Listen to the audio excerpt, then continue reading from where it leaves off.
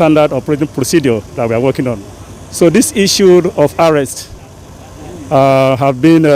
we've been notified by the Nigerian Navy and the NIMASA. We work together to achieve this place today.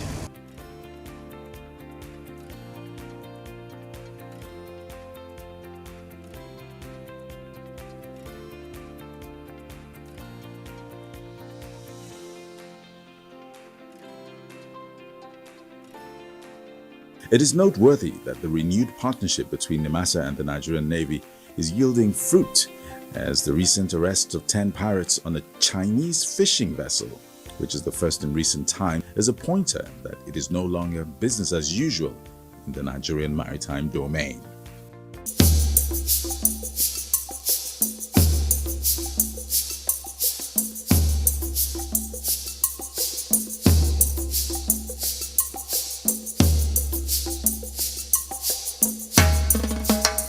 Time for us to have that session I talked about with the DG CEO of NIMASA.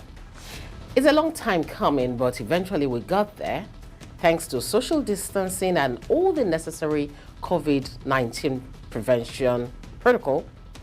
We're able to have this session. Enjoy it.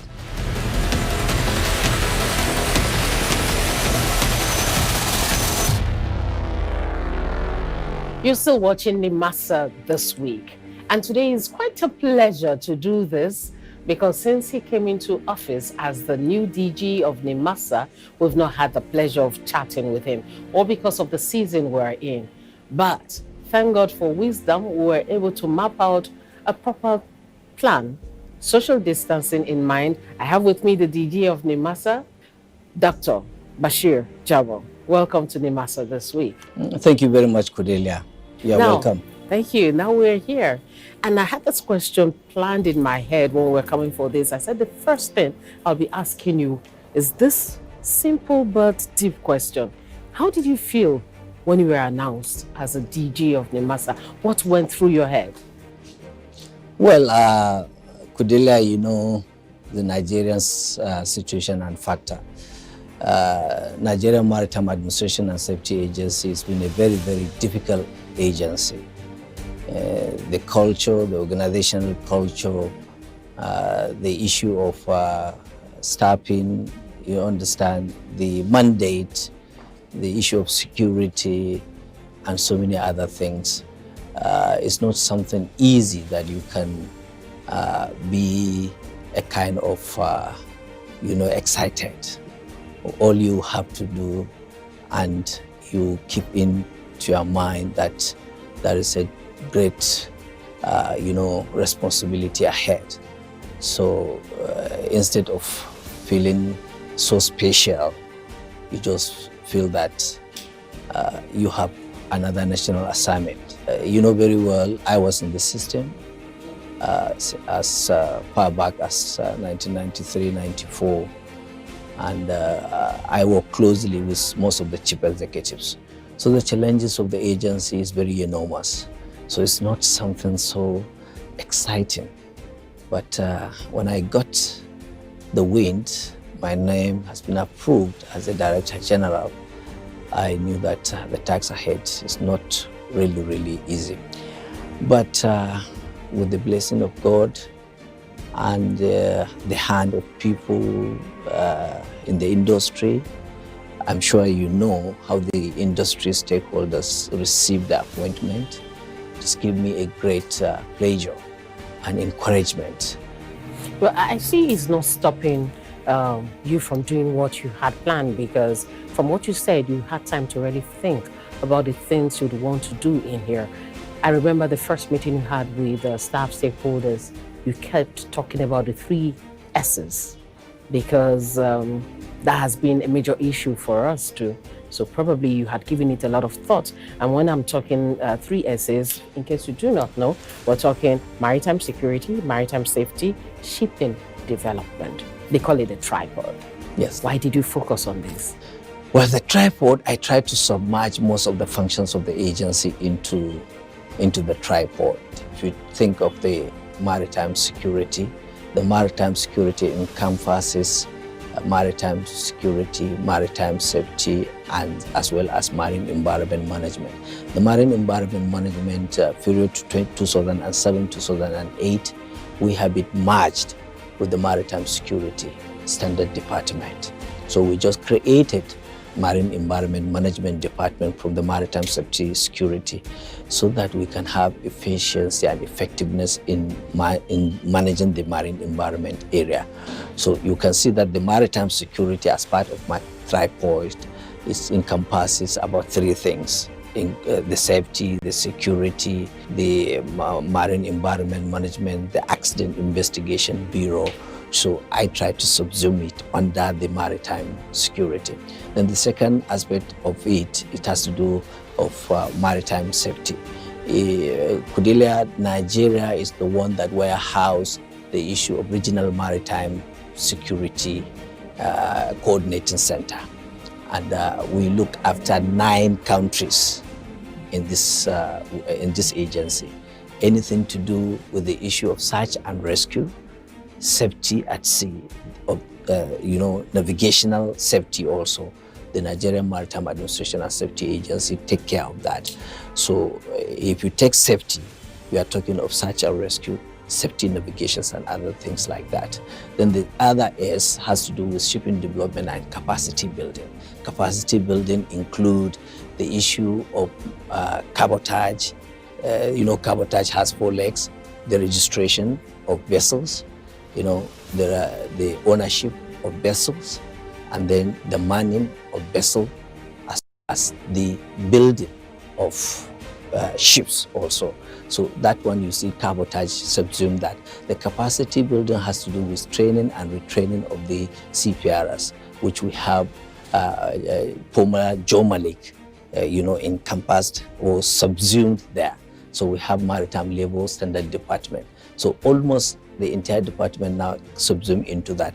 Now, in addition to that, the shipping development and capacity development also takes care of the issue of fleet expansion in terms of increment of ownership of ships, the repairs of ships, and then the building of ships also. So all this one encompasses. So if you look at it, the entire gamut of the acts we have 4 acts approved by the federal government: the NIMASA Act, the Merchant Shipping Act, the Cabotage Act, and the Anti-Piracy Act, which is the newest one that was approved a year ago, exactly this, June last year. Mr. President approved it. So also that one also, all these acts subsumed within the 3 A's. So silently you can see it as 3.S, but encompasses the entire mandate of the agency. But we try to mention the largest one that we can be able to handle, and the stakeholders, both international and the internal stakeholders, can be able to understand easily. If you say Triford S, you can recall easily what we can be able to address. I'll just start from the end of what you talked about now, cabotage.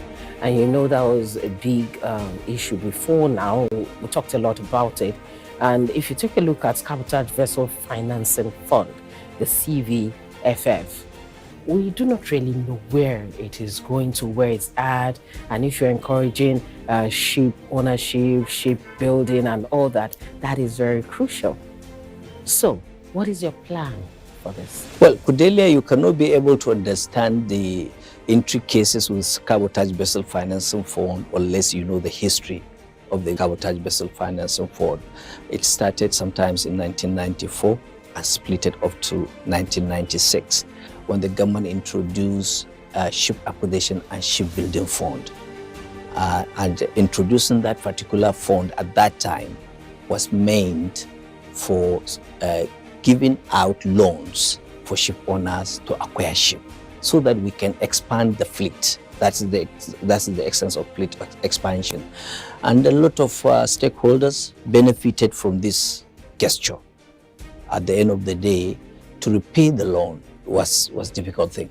Most of the stakeholders believe that this particular fund is a national cake. So we have gotten our own national cake. So no need to pay back. No need to pay back. Some of them collected the money, invested the money in a different business instead of buying the ships. Some of them collected the money, bought a very old ship that cannot be able to stand the test of time. That means maybe they collect X amount, they spend less than to buy an older. Exactly, wow. as usual, the Nigerian factor. So it becomes very difficult for them to pay. And another difficulty for those that bought a very good vessels, we used to have what we call the cargo sharing formula at that time, 40-40-20, where the indigenous owners, they have capacity to get the cargo. So if you have a vessel and you... Data has shown that older persons stand a higher risk of dying. Are you 55 years and above? Do you have pre-existing health conditions? Please safeguard yourself and minimize your risk. Observe all COVID-19 protocols. If you hear of anyone with high fever, dry cough, and difficulty in breathing, please do not go near such a person because they could be a victim of coronavirus infection. Call someone else or the NCDC to assist. Please use your prescribed medications regularly. Exercise around your home and eat well so that you can remain healthy and strong. For an older adult, to beat coronavirus is not to contract it at all. This message is brought to you by Gerontology Association of Nigeria, the Geriatrics Association of Nigeria, and Dave Mokoro Foundation in conjunction with the Nigerian Television Authority, NTA.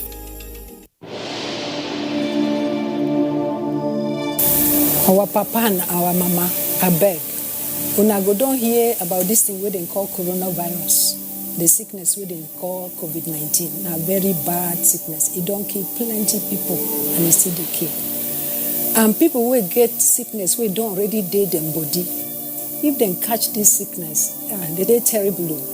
That's why we won't come tell una, say I beg. Make una not let people where they work anyhow, make them come una, make una just stay for house. Make una wear mask, make una they wash una hand well, and not let anybody wear non-wear mask come near una at all. I beg.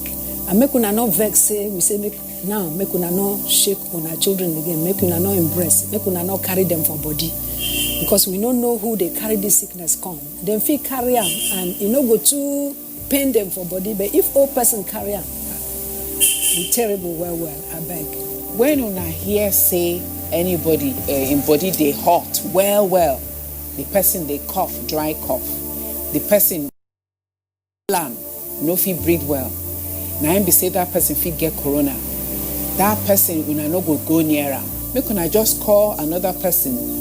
We go fit help that person. We then go help them.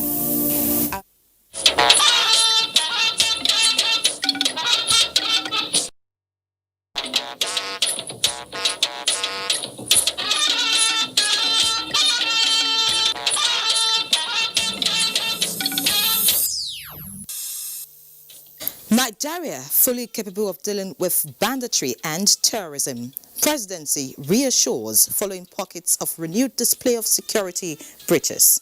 Many children in Africa that need legal aid live in remote rural communities. As a result, these children often find it impossible to physically access legal services. The African child celebrated with call for concerted efforts at addressing rising cases of violation of rights and support for victims. I'm just here today to inform you that I have now decided formally to resign my membership of the All Progressive Congress. Embattled Governor Obaseki of Edo State and Deputy resign from ruling party. Plus, Joint Admissions and Matriculation Board pegs minimum national cutoff mark for universities at 160. Good evening and thanks for joining the Network News tonight. We're live in the nation's capital, Abuja. I am Ian Ray John. With me tonight are Michael Olaleye in our Lagos Network Center and Chineye Nwoye in Enugu. Welcome. We're celebrating the African child today, and as Nigeria joins the international community to celebrate the Day of the African Child, President Muhammadu Buhari has pledged the commitment of government to protect children from sexual violence, domestic abuse and exploitation. A statement by the Special Advisor to the President on Media and Publicity, Femi Adesina, says the President reiterates that his administration will continue to ensure that every Nigerian child has access to quality and affordable education by promoting free and compulsory basic education for the first 9 years of schooling. President Buhari expresses concern on the recent spate of sexual and physical violence on the girl child and directs relevant government agencies to scale up support for victims of violence and ensure that those who have infringed on their rights face the full weight of our laws.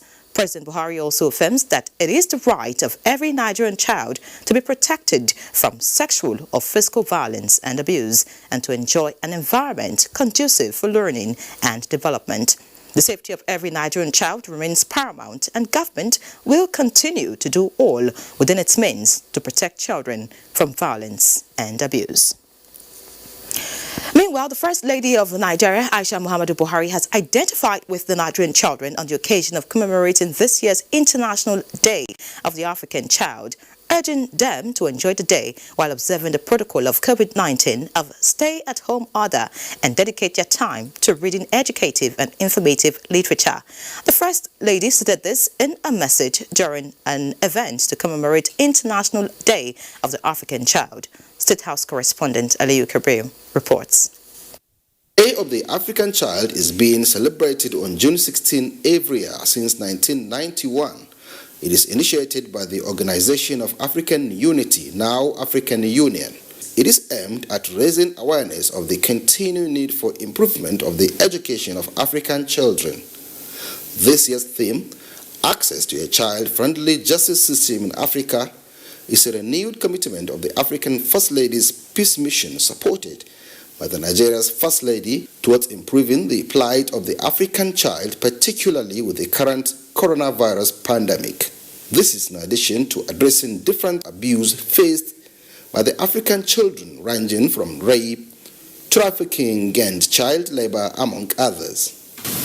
In accordance with this year's theme, a child-friendly system of justice acknowledges that children have their own legal rights and interests and recognize the authority of the child's representative in legal proceedings. Many children in Africa that need legal aid live in remote rural communities. As a result, these children often find it impossible to physically access legal services. The Day of the African Child 2020 is taking a very radical approach to commemorating this event by going virtual. You could recall that every year we have over 300 children celebrating with us in this hall. But because of COVID-19, we had to do it this way. While calling on children to speak out against any inappropriate behavior towards them, the First Lady employed relevant authorities across Africa to provide friendly services to children, such as free 24-hour helplines, child-friendly complaint services, as well as child offenders court and free legal advice for juveniles, among others. In Abuja, Aliyu Kabir, NTA News. And still on the African child, surmounting the many challenges confronting the girl child in recent times is the focus of this year's celebration of the Day of the African Child. As the Ministry of Women Affairs joins other countries to explore the theme, access to a child-friendly justice system in Africa. Momso Damian Dati reports. In June 16, 1976, nearly 10,000 black students from Soweto, South Africa, marched the streets to protest the poor quality of education, a way to demonstrate their disapproval of the Black Education Act, which segregated students based on their race. Security forces stepped in. Hundreds of innocent students were shot. Many lost their lives and thousands were injured, hence giving birth to the reason behind the commemoration of the Day of the African Child since 1991, to recognize and create awareness on children's rights to quality education. Now an annual international event that even 12-year-old Roselyn Adiele here in Nigeria can join millions through her songs to make a case for the African child. The children will rise and shine. Let's make our nation proud, serving our fatherland. Can show the boldness to speak if they have been abused. The Ministry of Women Affairs is championing this cause to tackle issues relating to children, especially on sexual assaults. They need to come into contact with effective justice, the justice system, in order to enable them access justice for the protection of their rights against any form of discrimination, violence, abuse, and exploitation. The Attorney General has just set up or is putting together an interministerial gender-based violence management committee. Action is very, very material. We don't want a situation where perpetrators go scot-free because evidence is destroyed. A letter from the children to the minister is expected to reach Mr. President for further action. Momso Damien Dati, NTA News. Also, the Nigerian Police Force, National Agency for the Prohibition of Trafficking in Persons, NAPTIP, and the National Human Rights Commission are working together to ensure the full implementation of the newly developed Standard Operating Procedure on responses against rape and violence of human rights as part of the national approach towards addressing the menace of sexual and gender-based violence in the country. Omenka Amarachuku reports. Recent reports of violence against women and girls has reached a horrifying proportion, with some of them being killed in the process. Horror on account of this has continued to soar between the months of May and June this year in some parts of the country. To tackle this menace, the Nigerian Police Force, NAPTIP, and National Human Rights Commission staged a common front against rape, child molestation, trafficking in persons, and other sexual and gender-based violence in the country. The Nigeria Police Force is taking full advantage of the state-of-the-art National Crime and Incident Database Center of the Nigeria Police, which is domiciled at the Force Headquarters, Abuja, with its capacity to spread in all the commands so as to collect, profile, store, and share records of sexual and gender-based violence cases. The work of the Inspector General of Police and the DG NAPTIP, who prosecute these cases, can be made easier if the laws that border on sexual and gender-based violence and rape are revisited. Able to get 7 convictions, and the one that made me happy the most is that in all of these 7, we were able to get only 1 life imprisonment. The solution also seeks to resolve to liaise with other partners, strengthen their working relationship and information sharing in the fight against sexual and gender-based violence in the country. In Abuja, Umenka Marachuku, NTA News. Now talking politics, Governor Rotimi Akeredolu of Ondo State is seeking the blessings of President Muhammadu Buhari as the 6th renewal of his mandate for his 2nd term in office. The governor stated this while briefing newsmen after an audience with the president. State House correspondent Adamu Sambu has details. Governor Rotimi Akeredolu was in the State House to formally inform President Muhammadu Buhari of his intention and desire to recontest in the forthcoming Ondo State governorship election. Having obtained the expression of interest and nomination form, I decided to let the president know of the fact that I will be contesting election again, and that I pray God Almighty that I will be successful, and that I needed His blessing.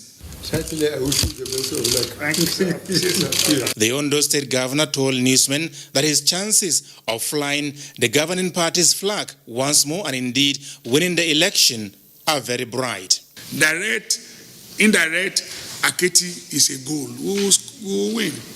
In office for over 3 years, easily for me, I've done reasonable work in Ondo State, and it is there for everybody to see. It's not something that is hidden. We've gone on the issue of infrastructure. We've gone on our schools. We've gone on the universities. We have gone everywhere. You remember the president visiting Ondo Lean Industrial Hub. That is a monumental achievement. And he has said to me pointedly, you have done very well in Ondo State. That can go for the president supporting you. Ondo State governorship election comes up on the 10th of October this year, while the first-term tenure of office of Governor Akeredolu expires on February 23rd, 2021. From the State House, Adamu Sambo, NTA News. Meanwhile, the embattled governor of Edo State, Godwin Obaseki, has formally resigned his membership of the governing All Progressives Congress. The governor made his decision known while briefing journalists in the State House. I'm sure the whole country knows and is aware of what has gone on with me and the party chairman, the party leadership, which culminated in my disqualification as a gubernatorial aspirant. And upon that unfortunate decision by the chairman of the All Progressive Congress, I'm just here today to inform you that I have now decided formally to resign my membership of the All Progressive Congress. Having done that, I will now announce in the next few days my specific line of action and what platform I will be contesting the gubernatorial elections on. Nigerians may like to know, why have you decided to come to the State House to make this your decision known? I said that before I make a decision, I have to show respect to my president, who I adore, who for me is an epitome of incorruptibility, an epitome of order, an epitome of lawfulness. This is a man who, for him, that is what Nigeria should be about. Correspondent Adamu Sambo reports that Governor Obaseki was, however, not granted audience by the president. The governor was recently disqualified from participating in the forthcoming APC governorship primary election due to what the governing party called discrepancies in his credentials. In the meantime, the Deputy Governor of Edo State, Philip Shuaibu, has also resigned from the All Progressives Congress. Ahead tonight, renewed military onslaught neutralizes bandits. Details when we return.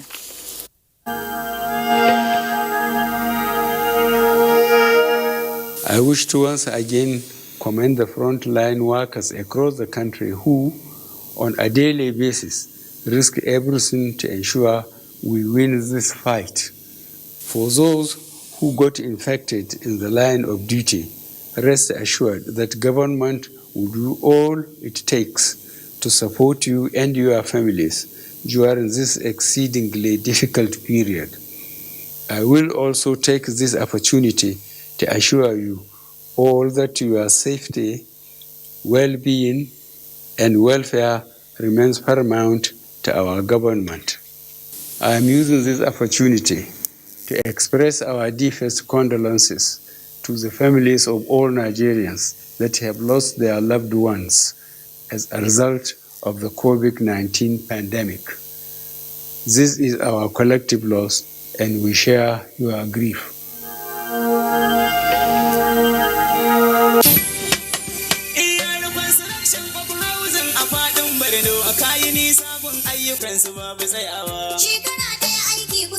In 1 year of Professor Babagana Umara Zulum, 6,544 rural and urban houses are being delivered under 21 projects. Already completed are duplexes for professors, 3 bedrooms, 2 bedrooms, and a mega hostel for students, all at Borno State University. Zulum also delivered 20 bungalows and 50 houses for staff of University of Maiduguri. On larger scale, Zulum completed 500 low-cost resettlement houses at Ajiri and 250 in Kauri Township. 3,000 low-cost houses are ongoing in Munguno, Gurusoye, Kauri Village, Auno, and Gamdu. Governor Zulum is determined to ensure dignified resettlement of all citizens affected by insurgent displacement in Borno State. All over the world, the current pandemic has had unimaginable impact on people, communities, companies, and economies. As a people and as a nation, we have no choice but to rise above this pandemic. This is why we have come up with the Rise Challenge, to shine the spotlight on you, our customers, who are doing all you can to rise above this pandemic. Every week for the next 4 weeks, we will select 10 of the most inspiring stories to share and reward. If your story is selected, you will receive 250,000 Naira from Union Bank to support the work you are doing to rise above the pandemic. For more details on the Rise Challenge, go to www.unionbankng.com/the Rise Challenge. So tell us, what are you doing to say I care? What are you doing to rise?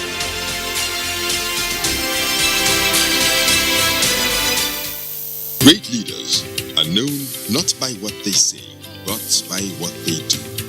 At a time of difficulty, such as one occasioned by COVID-19, compassionate leaders are all out identifying with the people, guiding them on what to do. So we know we'll be law-abiding, we shall wash our hands, and we are faithful that our Lord will not let us down. The FCT Minister, Malam Muhammad Musa Bello, aware of the potential of one Amazon of compassion, at the onset of COVID-19 in the territory, named her the chairman, FCT COVID-19 Palliative Committee. She took to the streets, markets, with sensitization campaigns and followed it with the distribution of palliative items from house to house. Mama Palliative, as she is fondly called, due to her persistent insistence that every vulnerable resident must be reached with the items she deserves our commendations and support.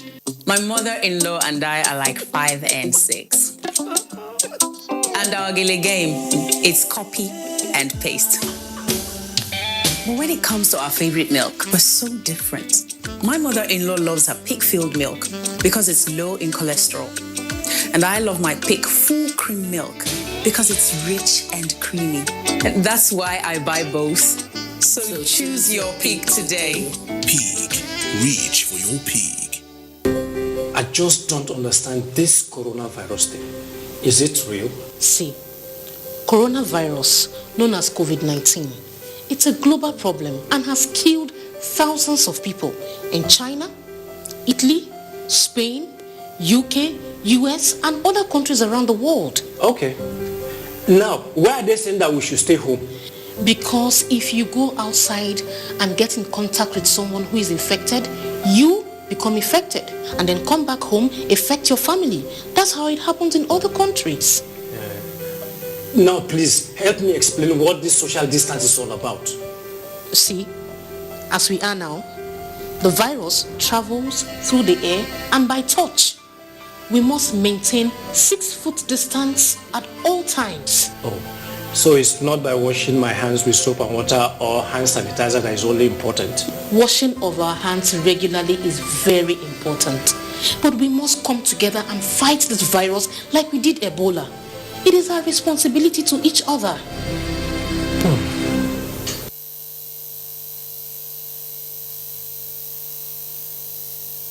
With the Premier League's Project Restart info. Welcome back. The Nigerian military says the air component of Operation Hadarin Daji has destroyed some armed bandits' camps in the forest in Katsina State, south of Birni Kogo, along the Katsina-Zamfara boundary area.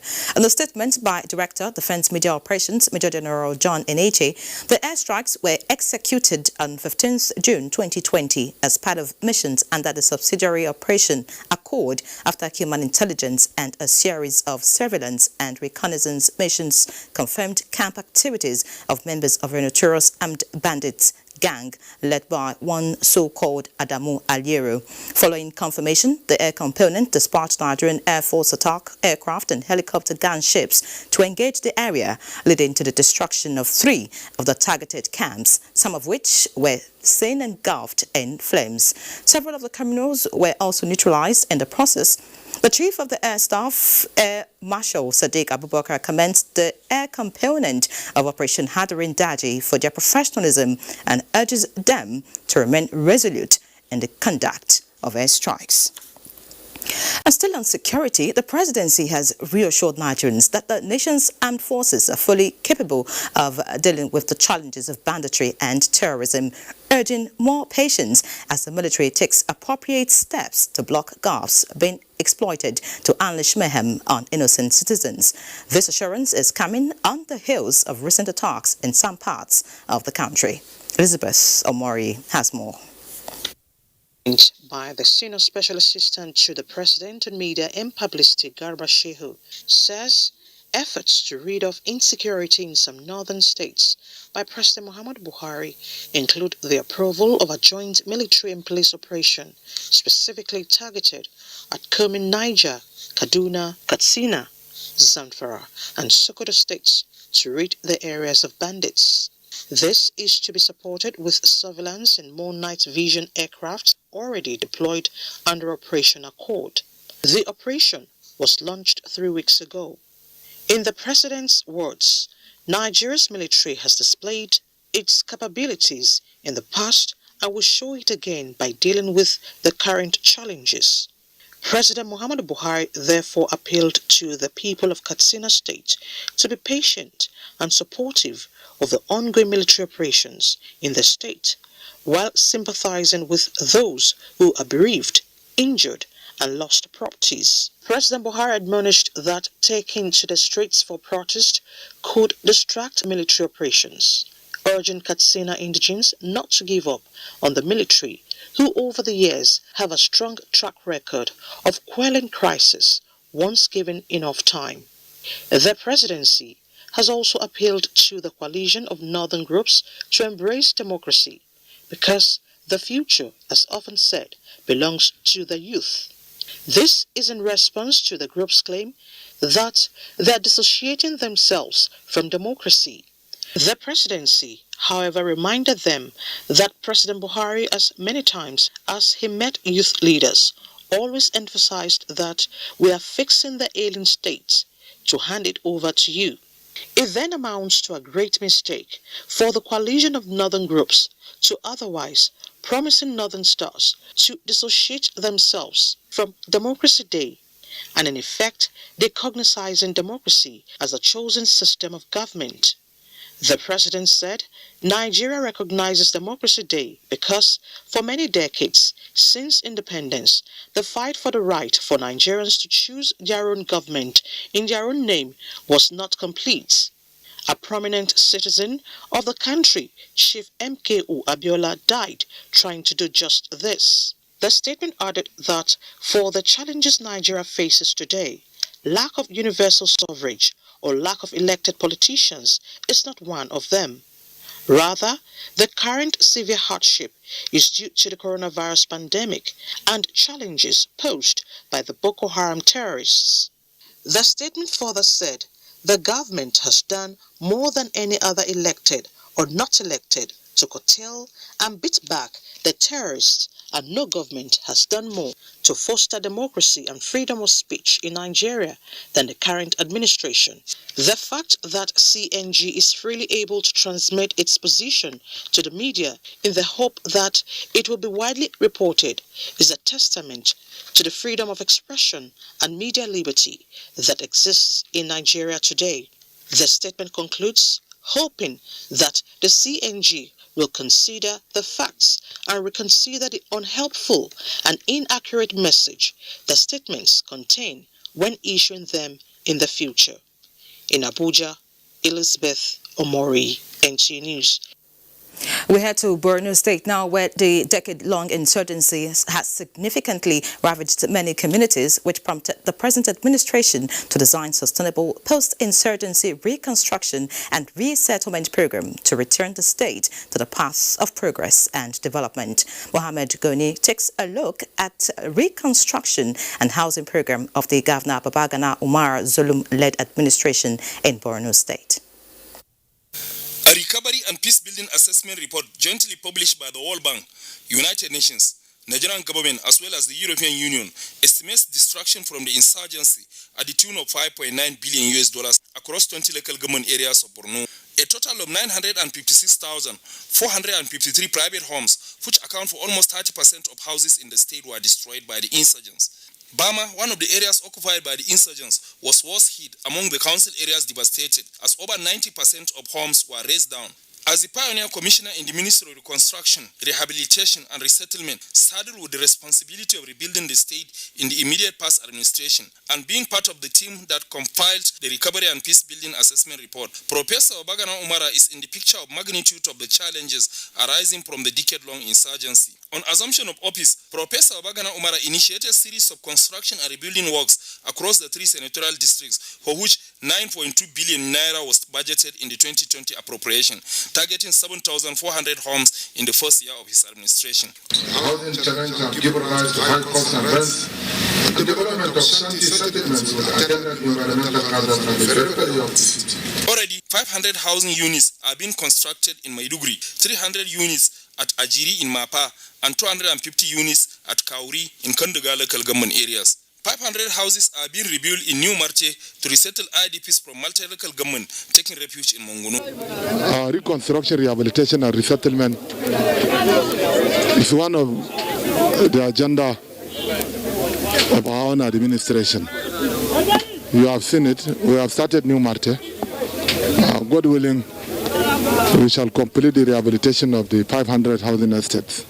Governor Babagana Umara also signed a memorandum of understanding with an estate finance and development firm toward construction of 4,900 houses in Borno State, out of which 3,200 are to resettle IDPs, while 1,700 homes will cater for low-income earning civil servants. Primary and comprehensive health centers have been constructed in all the senatorial districts, in addition to rebuilding primary, secondary, and new mega schools, fully equipped and put to use, while the historic Biu Council Secretariat has come to fruition. Within 1 year, the present administration has executed massive roads and drainages projects in Maiduguri, the state capital, with similar infrastructural developments ongoing simultaneously at the local government areas. In Maiduguri, Mahmoud Goni, NTA News.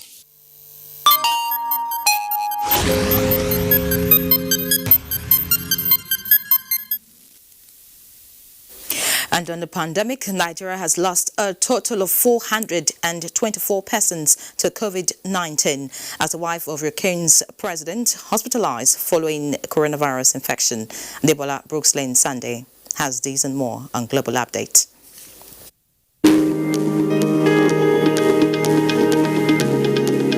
Nigeria now has 10,885 active cases of coronavirus. This is after the recovery and discharge of 5,349 persons, 424 deaths, while the total number of confirmed cases stands at 16,658, as published by the Nigeria Center for Disease Control, NCDC. Meanwhile, the Africa Center for Disease Control says the continent now has a total of 251,866 cases of COVID-19, with 6,769 deaths and 114,308 recoveries. And on the COVID-19 Resource Center of Johns Hopkins University dashboard at about 6:50 p.m. local time, 8,160,996 persons have been infected with coronavirus globally,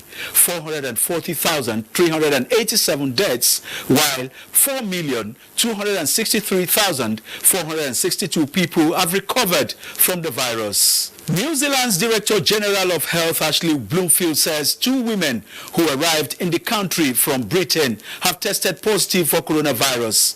Ashley Bloomfield said the pair were released early from government quarantine and permitted to drive from the city of Auckland to the capital Wellington before being diagnosed or even tested, and that the women had done everything right and had not put other members of the public at risk.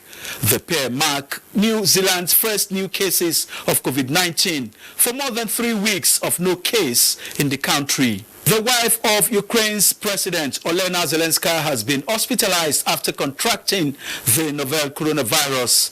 The presidential office said her condition is stable. Last week, Zelenska said she had tested positive for COVID-19, while her husband, Volodymyr Zelensky, and their 2 children tested negative.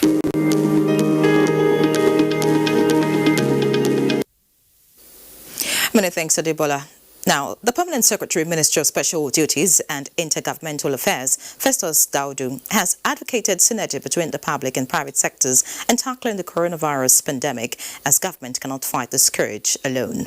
Receiving a hand washing and sanitizing equipment donated to the ministry by the International Institute of Certified Forensic Investigation Professionals, the Permanent Secretary extols the ingenuity of Nigerian youths through local inventions to combat coronavirus. Have been exposed to come up with their own initiatives in fight against COVID-19. It's a collective fight, and I believe that together, if we put all our efforts together, we'll be able to come out victorious. This hand wash and sanitizing machine, use with your foot. You press the soap, you get the soap, you press the water, you wash your hand, and you sanitize your hand, and poop, you go.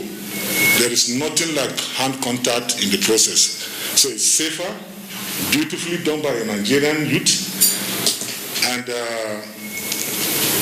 we found it very important and key to promote Nigerian youth.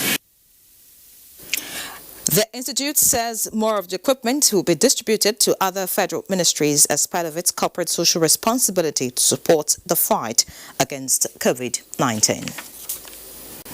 We head to Kaduna State now, where the directive by Governor Nasir El-Rufai for dismantling roadblocks across boundaries of Kaduna State is yet to take full effect 24 hours after the directive. Mijama Adamu files in this update from the state. This is the new face of Kaduna-Abuja Highway after dismantling of barricades hitherto placed at various entry points into the state. We have enforced the quarantine law leveraged on by the state government to curtail the spread of the coronavirus pandemic. Governor Nasir El-Rufai directed the removal of the roadblocks sequel to persistent outcries by motorists, including those conveying food items and other essentials, who allege harassment and extortion by security operatives at such checkpoints despite the exemption from the interstate travel ban. Bala Garba, a tanker driver who is heading to Zamfara from Lagos, says the measure by the state government is timely intervention that has saved them untold inconvenience and monetary losses. The time one with that roadblock day, hold on too much. But now there is no any checking point, the road is clear. The roadblock is costing more, go slow, and actually we are suffering a lot. No way to pass because they are always blocked the road. But I thank God for news when I hear this morning say the governor of Kaduna. It could be recalled that Kaduna state government directed that roadblocks at the state boundaries be dismantled, but exempted those mounted within the state to enforce the 8 p.m. to 5 a.m. curfew. In Kaduna, Mijama Adamu, NTA News. A report just in says the Court of Appeal sitting in Abuja has affirmed the suspension of Comrade Adams Oshomole as a member and national chairman of the All Progressives Congress. Ruling on the interlocutory appeal filed by Comrade Oshomole, the appellate court upheld the decision of the Federal Capital Territory High Court delivered by Justice Dankami Senchi, which in March ordered the suspension of Oshomole as well as restraining him from parading himself as the national chairman of the party.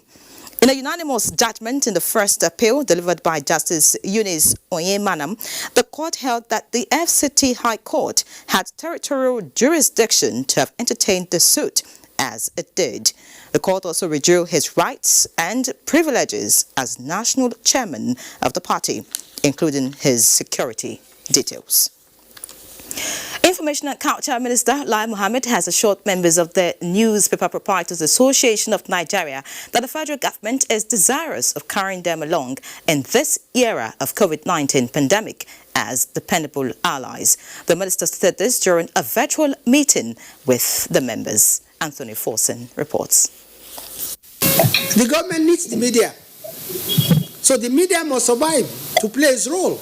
The virtual meeting with the Newspaper Proprietors Association of Nigerian members is in continuation of series of engagements by the Information and Culture Minister to work out short, medium and long-term strategies to come up with a package that will mitigate the impact of the pandemic. The minister explained that government is worse hit by the pandemic, which has had a serious impact on the economy, pushing it to dive low with oil price not favorable. While we are thinking of the COVID-19 period, we should also be thinking about the post-COVID-19, because clearly there's going to be a new normal. Life cannot be the same way it was before. We will have to conduct businesses differently, and we must be resourceful and creative to ensure that post-COVID-19 will come back stronger. In their separate comments, members applauded the minister for the move and expressed gratitude over the federal government's concern for their plight in this COVID-19 era.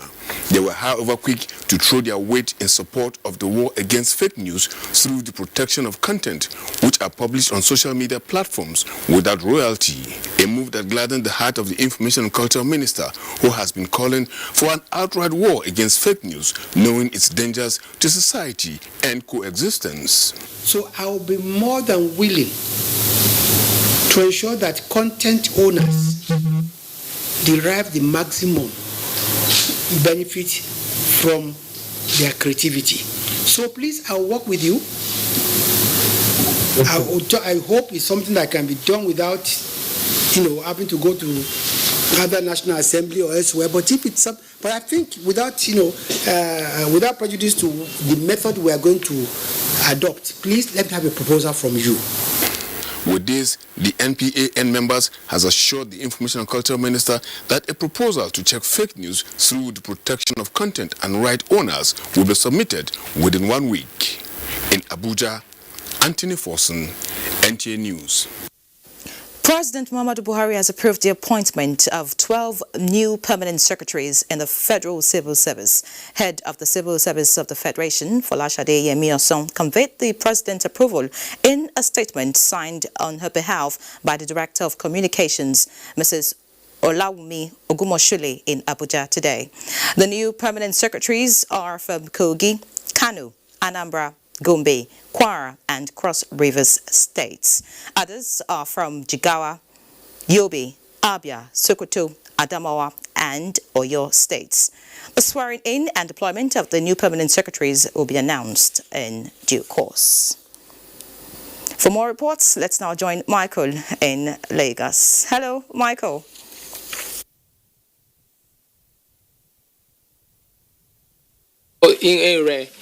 The Lagos State government has suspended the planned reopening of churches and mosques on June 19 and 21 indefinitely as a result of rising cases of COVID-19 in the state. Governor Babajide Sanwo-Olu at a news briefing on the update of COVID-19 assured residents that government will continue to base its decision-making on data modeling to ensure the protection of lives and property. Nusa Usula reports. The government had earlier announced that worship centers will be opened this weekend as long as they comply with the directives on social distancing and other preventive measures. Governor Babajide Sanwo-Olu, who explained that Lagos State continues to be the epicenter of the coronavirus pandemic in Nigeria, with about 44% of the total number of confirmed cases nationwide, stated that the decision is in the best interest of residents. We've recorded a total of 7,319 confirmed cases of COVID-19 in Lagos State. Of this amount, officially about 1,200 have all been fully discharged and they've all recovered and discharged, while sadly we've recorded 82 deaths to date. The governor, who expressed gratitude to those at the front lines of the response to the pandemic in the public and private sectors, urged residents to continue to obey government's COVID-19 directives as community transmission of the disease is rapidly on the increase. On the reopening of schools, Governor Sanwo-Olu said it would still remain on hold for now due to the global pandemic and pointed out that e-learning method employed to impart knowledge on students is yielding results. In Lagos, Nusa Usula, NTA News. Fund managers have been challenged to stay innovative in their operations as the traditional method of banking gravitates towards near extinction. Abolade Salami examines the place of Infotech in the new scheme of things. A A 2018 report from the World Economic Forum on Future of Work states that by 2022, about 75 million traditional accounting jobs will be lost to technology, while about 93% chartered accountants' jobs will also be taken over by technological changes caused by fourth industrial revolution. However, with the outbreak of COVID-19 pandemic, the world is experiencing a major shake-up in crude oil price, global trade, and price of stocks. The financial service is not also spared. If we do not retool and re-strategize to embrace the new ways of doing things, indeed, the choice is ours to make. The advice to the chartered accountant today is to embrace technology or we die. New skill sets are now required as a result of digital disruptions. The initiatives on technological developments being practiced by financial institutions before the outbreak of the pandemic, experts agreed will redefine the banking system. Fintech, of course, has come to stay. You don't have to have a bank account to transact these days. You can transfer your money through different digital means, including what we now call the PSB. It's all about bank being an IT platform more than what they used to be. So COVID-19 is here and it has changed the way we work. It has redefined our economic. Preserving the future of the profession, experts say, is largely based on the acquisition of required skill sets and competence as a result of digital disruptions, urging on practitioners to do more on self-development. In Lagos, Abolade Salami, NTA News. This is NTA Network News. More reports after this break. Please stay tuned. A world where children can grow to their full potentials.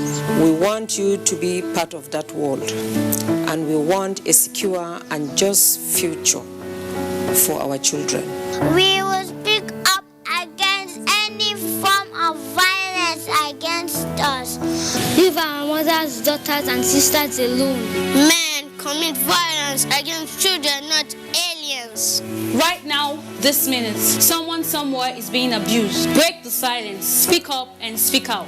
Nobody asks what my molester was wearing. Some children have to spend a lifetime trying to forget just a few moments of their childhood. Children don't lie about being molested. We are made to lie in order to keep it a secret. Will you stand with us? Will you make sure our laws protect us?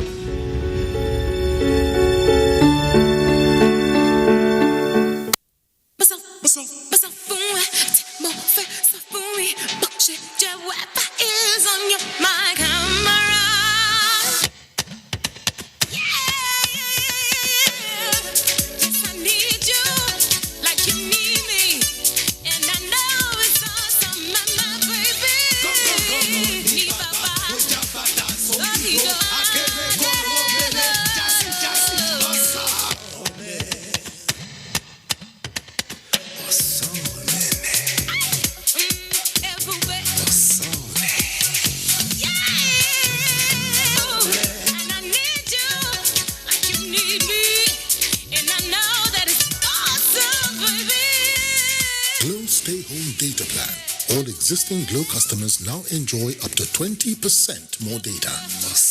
Dial *777# to choose a plan. Glow Unlimited. The number of the COVID-19 cases in Nigeria is increasing daily, with many more tests ongoing. The battle of testing, isolating, treating, and attending to the affected persons rest heavily on the shoulders of our health workers, constantly putting their lives on the line and at risk to contain this virus, save and protect the lives of millions of Nigerians. To these health workers, we at the Nigerian Television Authority, NTA, on behalf of millions of Nigerians, say a big thank you for all that you have done and are doing. To the security agencies enforcing the lockdown and every other frontliner, we say thank you for putting your lives on the line to save ours. There is no amount of words that can quantify our gratitude. Thank you. This message is brought to you by the Nigerian Television Authority, NTA, Africa's largest television network. With the Premier League's Project Restart in full swing, Arsenal will be hoping for a restart of Access Bank, and Baba Ijebu. Good to have you back. Nigeria's public finance management reform is gaining grounds with more ministries, departments and agencies of government keen into it. The latest is the Nigerian Armed Forces, as Minister of Finance Zainab Ahmed inaugurates committee for full implementation of GIF-MIS. Benny Adams reports. Is said to be a scarce resource, and the management of it is key.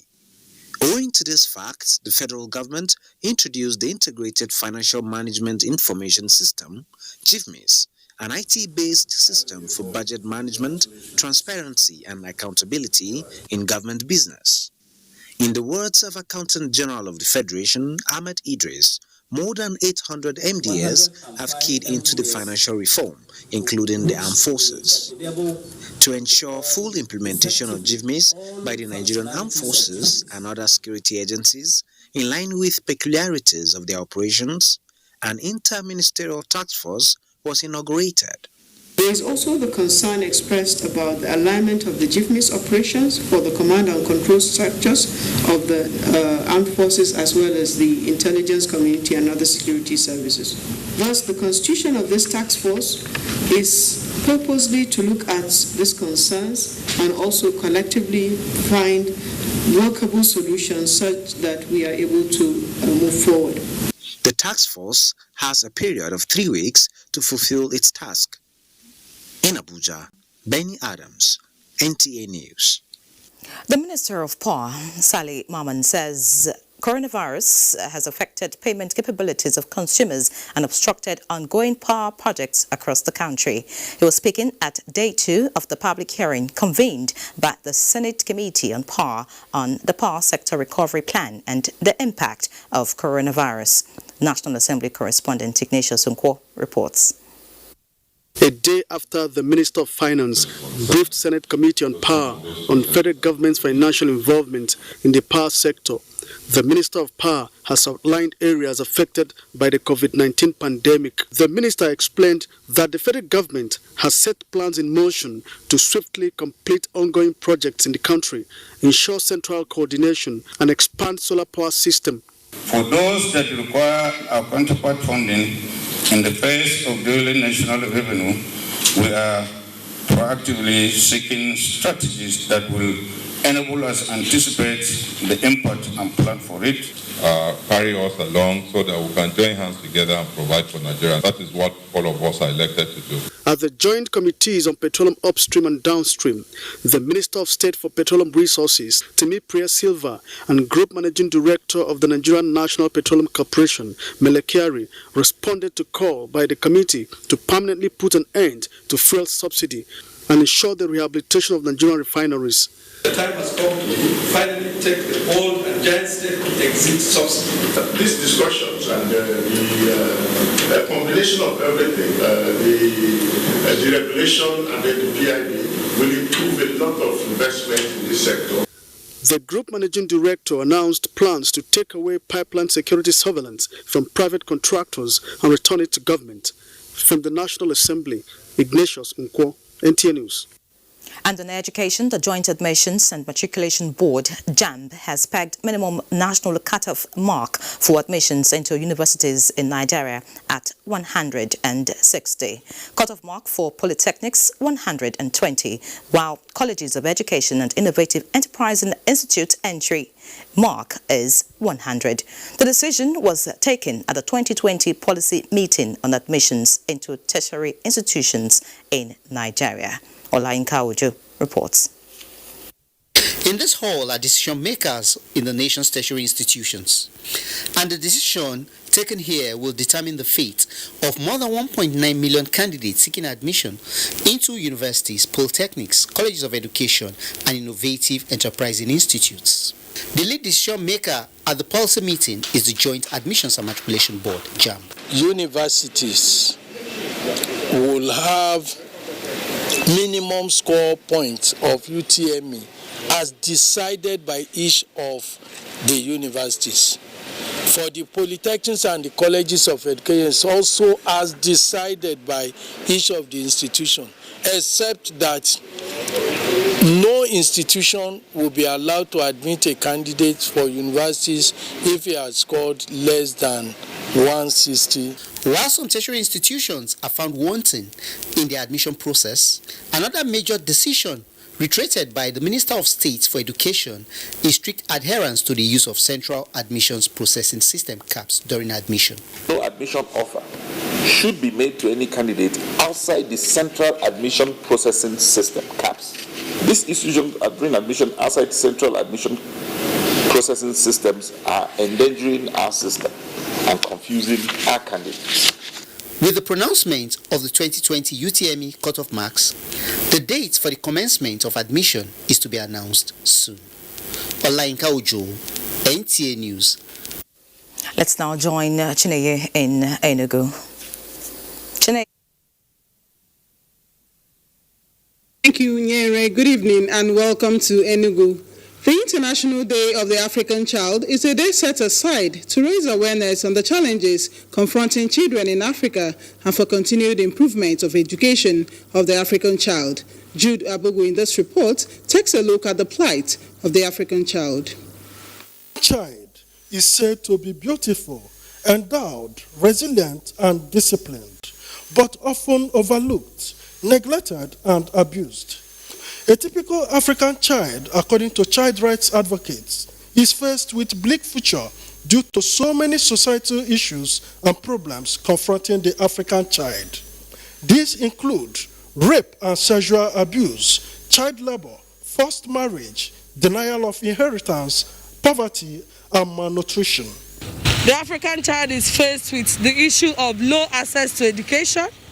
The African child is also reading with the factor of poverty, low accessibility to medical health facilities, and even if you could access it, your parents could either be poor or they are not ready to use the facilities because of the exorbitant prices. African children are given their rights because all African children, their rights have been taken away from them and never remembered by their government. With access to child-friendly justice system being the theme of this year's event, what can the society do to protect and secure the future of the African child? As parents and guidance who are willing to look and listen to people will achieve a greater society for the African child. In Enugu State, there are machineries and legal framework in place to safeguard the lives and future of children who are defenseless and vulnerable. The state has 6 family courts in each of the 3 senatorial zones, 2 magistrate court and the 2 higher court. The state also has in place, as provided in the Child Rights Law, State Child Rights Implementation Committee, whose job is to see that this Child Rights Law is implemented to a letter. Children, they say, are the future generation, but many are asking, how can this come true when they are emotionally traumatized and denied the basic tenets and rights on which to grow into responsible members of the society? In Enugu, Jude Abugu, NTA News. Let's now talk sports. English Premier League